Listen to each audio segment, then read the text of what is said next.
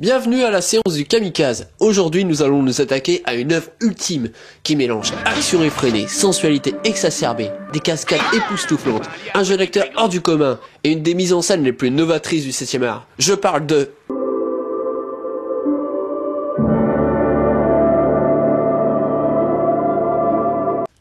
Mais qu'est-ce que c'est? Deux grosses modes cinématographiques apparaissent dans les années 80. Le post-apo, lancé par le succès des Mad Max, et l'heroic fantasy.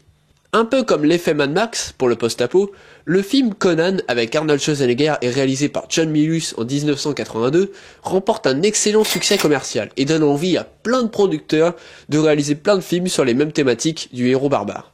Alors il y a du bon, mais surtout du très mauvais. Calidor se trouve plutôt dans la deuxième catégorie. Le film est l'idée du producteur Dino De Laurentiis, qui déjà producteur de Conan décide d'exploiter le filon jusqu'au bout.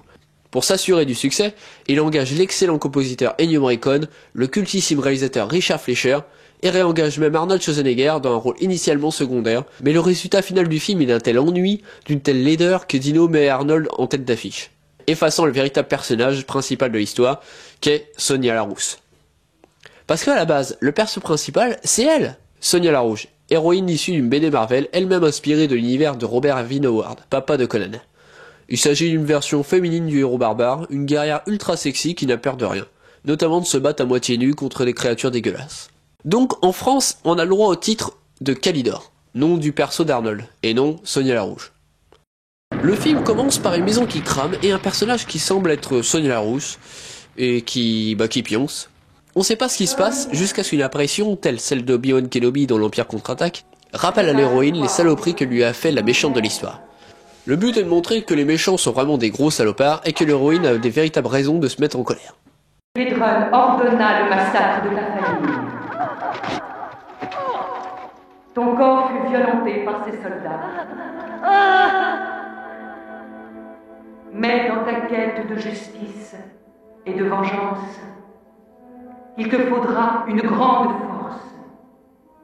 Suite à cela, nous découvrons des prêtresses qui s'apprêtent à détruire un talisman très puissant qui pourrait bien permettre d'accéder à la maîtrise du monde, rien que ça. Mais la méchante Gudrun, interprétée par Sendal Berman, la Valkyrie de Conan le Barbare, intervient avec son armée. On atteint presque une bataille épique avec des morts mémorables.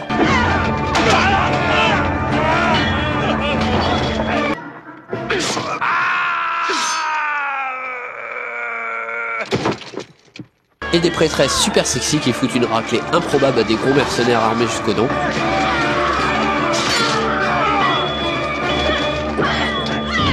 Avant de se ressaisir et dérober le talisman. Il est donc vrai que seules les femmes peuvent le toucher.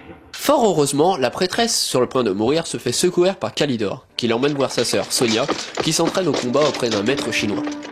Magnifique prestation. Cliché! Qui s'amuse à sortir des phrases d'une extrême sagesse et surtout d'une extrême logique, telle que Tu as acquis la maîtrise de la maîtrise. la maîtrise de la maîtrise. Oui, ça c'est extrêmement clair. Sonia décide alors de sauver l'humanité et de se venger au passage de la reine Gudrun. Sonia et Calidor, accompagnés d'un prince en bas âge et de son garde du corps, vont donc aller tailler dans la viande des méchants. À la fin, ils sont vaincus, le talisman est détruit et donc tout explose. Logique.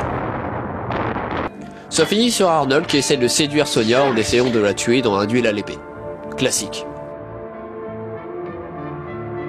Arnold et l'amour. Compatibilité réussie. Tous les ingrédients d'un nanar à gros sous se trouvent dans ce film. 1. Des décors et des costumes ultra kitsch. Des décors en carton-pâte, on pourrait y croire. Mais lorsqu'on voit des personnages capables de pousser des gigantesques blocs de pierre aussi facilement qu'une commode, ça laisse perplexe.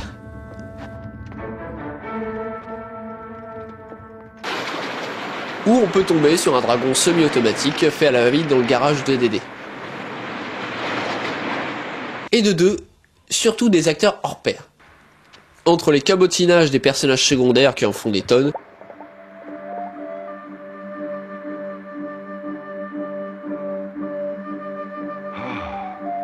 Brigitte Nielsen qui frôle le sous-jeu parfait, aussi froide et inexpressive qu'un Steven Seagal en plus féminin. Un Kalidor qui n'en fait pas assez, sauf pour faire des entrées ridicules. Attention, Sonia! Mais le pire du pire, c'est lui. Oui, lui! Le prince Strad, incarné par Ernie Junior Reyes. Vous vous rappelez du môme asiatique tête à claque d'Indiana Jones et le Temple Maudit? Eh ben les scénaristes ont pensé que ça serait marrant d'en mettre un aussi silencieux. Alors, déjà que le gamin d'Indiana Jones était chiant, celui-là c'est une purge. En plus de nous jouer le cliché du jeune chinois qui fait des arts martiaux, il est énervant, gigotant, lourdingue, grimaçant. Il se met en danger tout le temps, donc les héros sont obligés de le sauver tous les quarts d'heure.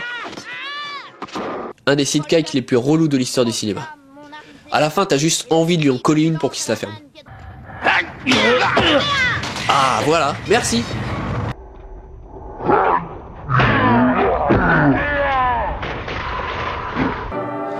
Bref, au résultat, je dirais que Kalidor n'aime pas le pire nanar dans le genre Heroic Fantasy.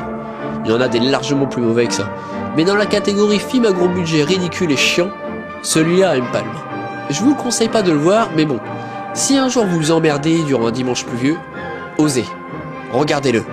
Voilà, cette séance du Kamikaze s'achève ici. J'espère que vous avez apprécié et je vous dis au revoir et à bientôt.